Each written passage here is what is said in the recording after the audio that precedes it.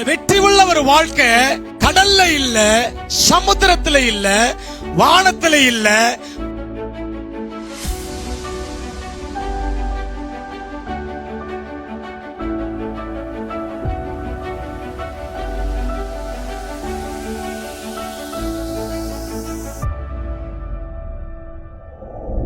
ஆசீர்வாதம் எங்க இருக்கு? நன்மை எங்க இருக்கு?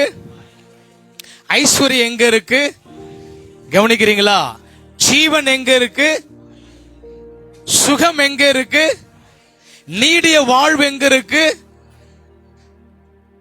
ஜெயம் எங்க இருக்கு? வெற்றி எங்க இருக்கு?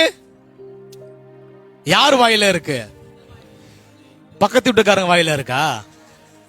என் வாயில இருக்கு. அப்ப ஆசீர்வாதம், ஜீவன், நன்மை, எல்லா கர்த்தருடைய ஆசீர்வாதங்கள், ஜீவன், நன்மை, நல்லது, ஐஸ்வர்யம், வெற்றி, சுகம், நீடிய வாழ்வு, நல்ல எதிர்காலம் எங்க இருக்குன்னா கர்த்தருடைய வார்த்தையில இருக்கு.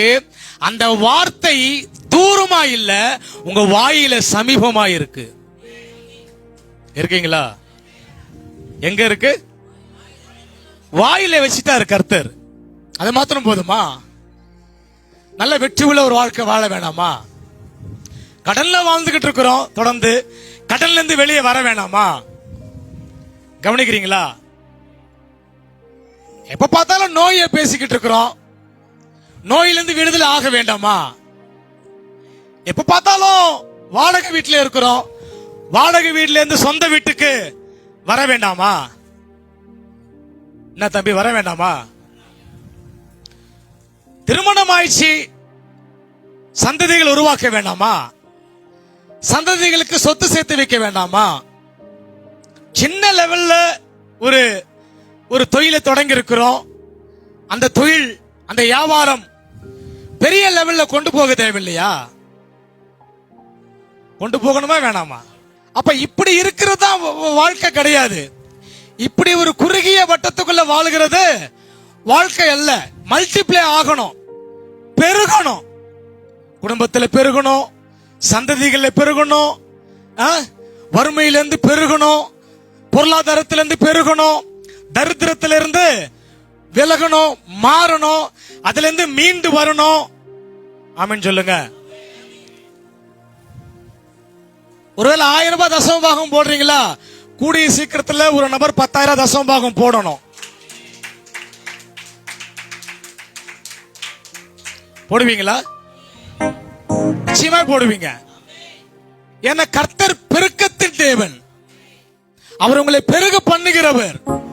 அவர் உங்கள் தொழில்களை, உங்களுடைய வேலைகளை, உங்களுடைய கைகளின் பிரயாசங்களை முடக்குகிறவர் அல்ல, ஆசீர்வதித்து பெருக பண்ணுகிறவர்.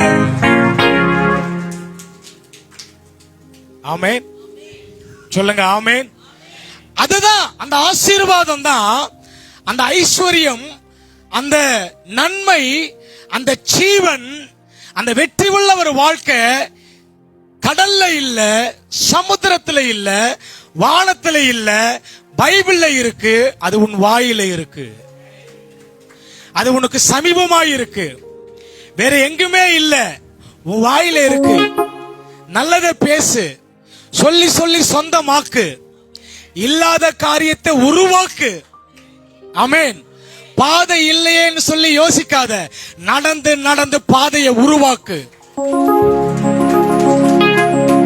இருக்கீங்களா? ஐயோ எனக்கு தோல்வி வருது, எனக்கு வெற்றி இல்ல. கர்த்தர் என்னை போஷிப்பார், கர்த்தர் என்னை நடத்துவார், கர்த்தர் எனக்கு வருமானத்தை கூட்டி கொடுப்பார். ஒரு வேலைன்னா ஒரு வேலை கொடுப்பார். சொல்லுங்க ஆமென். ஒரு தொழில்னா இன்னொரு தொழிலை கொடுப்பார். நாங்கள் ஆசீர்வதிக்கப்பட்டவங்க. ஏன்னா வானத்தையும் பூமி உண்டாக்கினவர் பெரியவர். அவர் எனக்கு பெரிய காரியங்கள் செய்வார். ஓடாத வண்டி ஓடும், கர்த்தர் எனக்கு ஓட வைப்பார். நான் வீடு கட்டுவேன். சொல்லுங்க ஆமென். நான் எல்லாவற்றையும் செய்வேன், என்னால செய்ய முடியும். ஏனென்றால் கர்த்தர் என்னை ஆசீர்வதிக்கிறவர். கர்த்தர் என்னை பாலும் தேனும் ஓடுகிற நலமான விசாலமான தேசத்தை எனக்கு தந்திருக்கிறார்.